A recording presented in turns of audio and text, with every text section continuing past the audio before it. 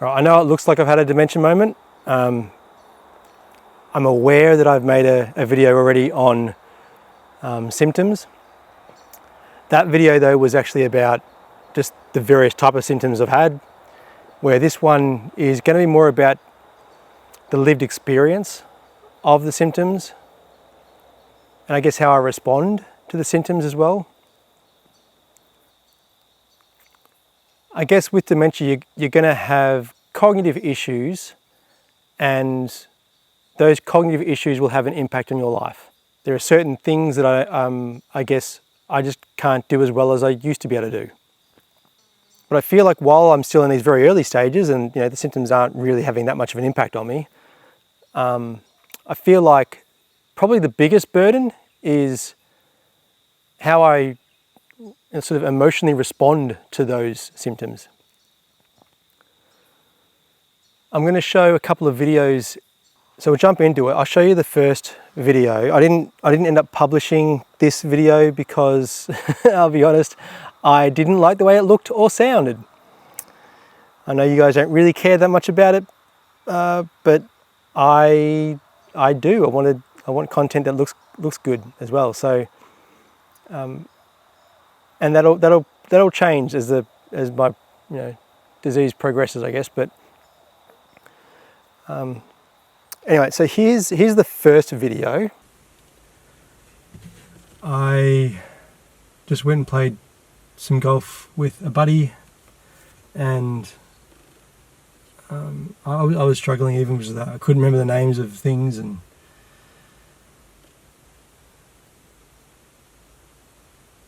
I think that's probably the worst I've been on the golf course.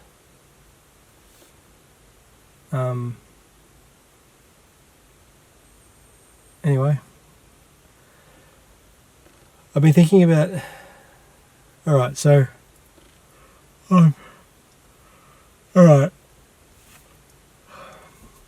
so just playing around with this YouTube thing, and I thought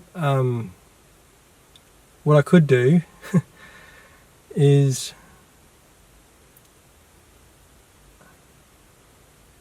okay, I'm just going to speak right now and just let it come out, okay? It's not going to be the most articulate speaking, and it's going to sound very monotone, but that's all I can do right now. So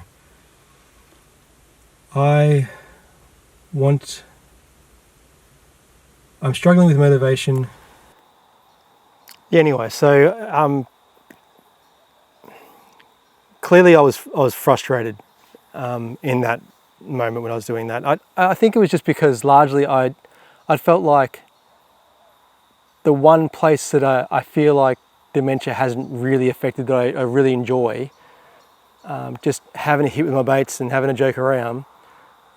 It was the first time in that setting anyway that I just was unable to really just get my words out, and it was just really laboursome to be able to do. I have played golf tournaments before, and under that sort of stress I've had issues with dementia, but this is the first time when it's just been hanging out with my buddies.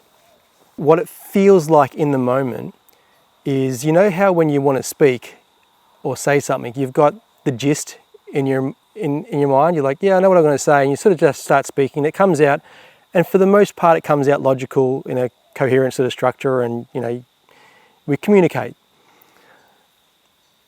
When I'm like that, I start losing even the gist that I want to say, and it just becomes very foggy.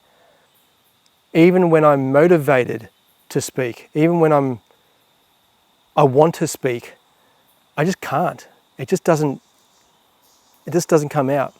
And so in that video, what I was trying to say basically is I can't get my thoughts out, but if I can just get the words out and get whatever comes out of me, and then I can try and piece together it and have it make sense.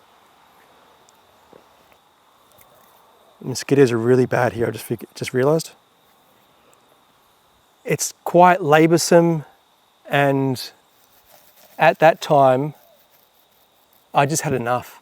And so, I swore. I'm not usually like that. That's very rare for me to get that sort of cranky about it all.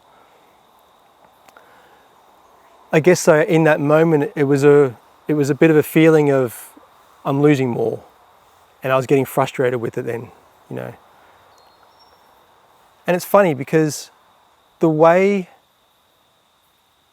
you interpret having that event, I think, has a really big impact on just overall happiness. I think when I'm quite positive, I have the ability to sort of laugh things off and use humour as a good way of putting things, what I think, in perspective. I'm still in the early stages, so I can sort of just laugh at these things. And I know that, yes, if I actually do have dementia, I'll decline, but I'm not in those later stages. So right now, it's just Alzheimer's is doing its thing. And so often I do use humour to sort of counteract negative interpretations of an event like that. And this time here, I really wasn't in that mindset.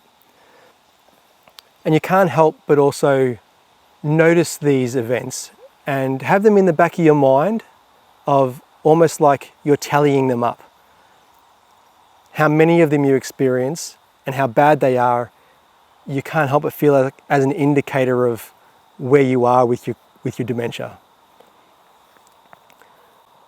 And so although that event itself wasn't good, all the meaning you put around it, I feel like, is what weighs you down. And so trying to get the right mindset while you're experiencing it is really important. And I haven't figured out yet how to really have that. I mean, I feel like I'm pretty good at it a lot of the time. But yeah, you're not going to always be perfect with it. But so that's a symptom to me that I've only started sort of getting them. I don't know, like let's say the last year or something. I don't know. They're definitely a lot more frequent now, anyway. The next video I want to show you though is one that I did post as a short, and so it goes for like, nearly, I probably might edit a bit out of it, I'm not sure. It goes for like maybe 3 minutes. So if you've seen it, you can skip ahead. So anyway, here's the next video. In this video here, I do some very ugly crying. And I was very hesitant about even posting this, but again, I was just trying to think along the lines of, this is again for people who have got dementia, and it's about giving you the accurate whole picture of things, So I also really leveraged it though by adding some really sobby music in it there. So yeah, again, that's just me being creative and having fun with it all, I guess. Anyway, so here's the video. After work yesterday, I went and recorded my next video. I was clear-headed and I was thinking at a deeper level, and I felt so free and euphoric.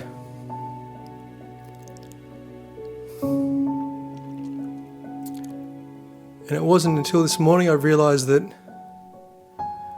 I hadn't felt that way for about 5 weeks.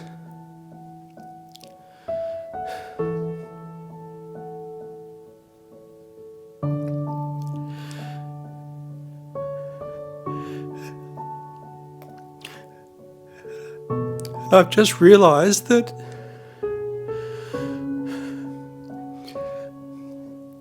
it's kind of like if you had music playing in the background and it just progressively got louder and louder, just very slowly. You wouldn't notice the increase in the volume. You would sort of reach the maximum level and go, oh, is that all it's got?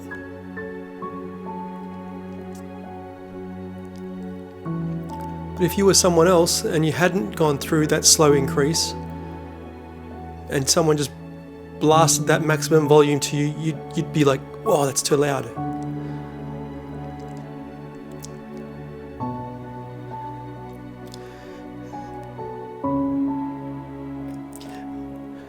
And I'm just sort of realizing that that's what's going on.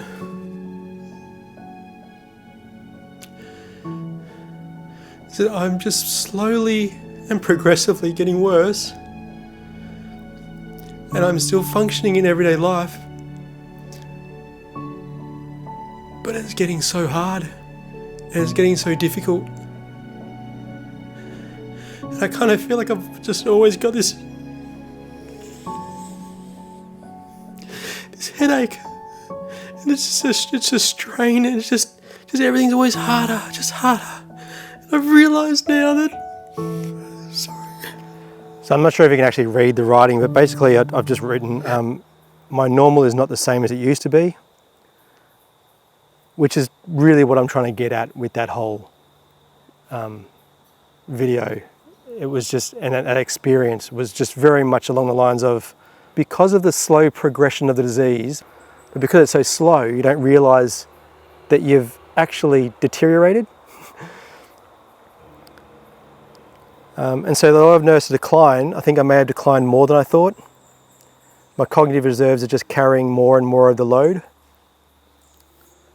They did sort of say that when, I think they said that when I got diagnosed, essentially, especially while you're young, I think especially for people with younger onset dementia, your brain has a remarkable ability to go, okay, these parts of the brain aren't working so well, so we'll get these other parts to come in and help carry the load a bit.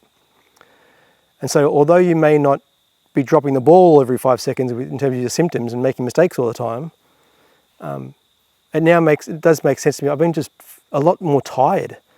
And so I think that's why I'm finding life more and more exhausting. Now, I don't know if any of that's true.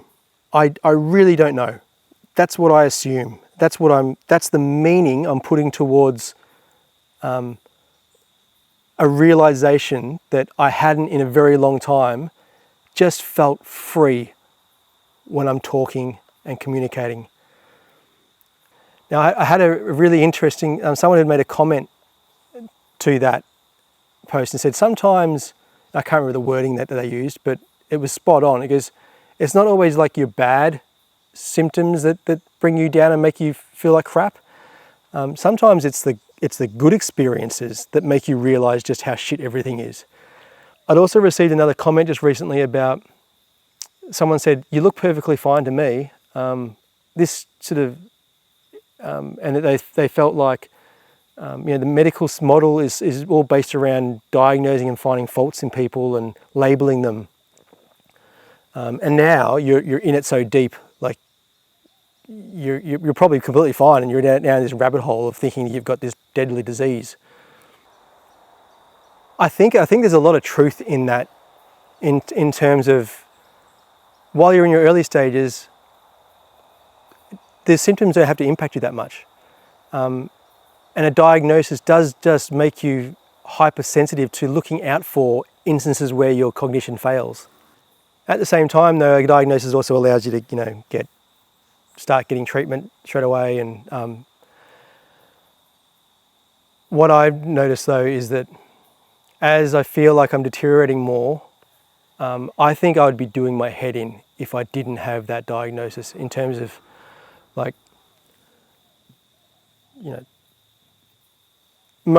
pretty much every single time I cook eggs, I forget about them. That's just an example. I do that all the time. And if I was doing that and feeling foggy and not being able to get my words out and things like that without the diagnosis, I'd just be really concerned about what the hell's going on. So in terms of experiencing the symptoms, I just feel like now I'm a bit more along the lines of, and I feel like I've been this way since really getting diagnosed. Most of the time I just go, that's just Alzheimer's doing its thing, if I can't remember a word or something like that, I'll just go, yeah, okay, it's not coming to mind, doesn't really matter. Ruminating in on them about how bad they are is obviously, for me, not the best way to approach, not the best thing to do. I don't think that's good. You will though make some reflections. You can't not. Your brain is a meaning-making machine. It is constantly interpreting everything in this world and in terms of trying to make meaning out of stuff. It just does that. You can't stop it. So I need to find the best way of reacting and responding to myself when I make meanings of things, and that, that's what impacts your overall happiness. At this stage. In the later stages, I think it's going to be a different kettle of fish. Daybreak, I'm already miles away, and there's nothing left to say.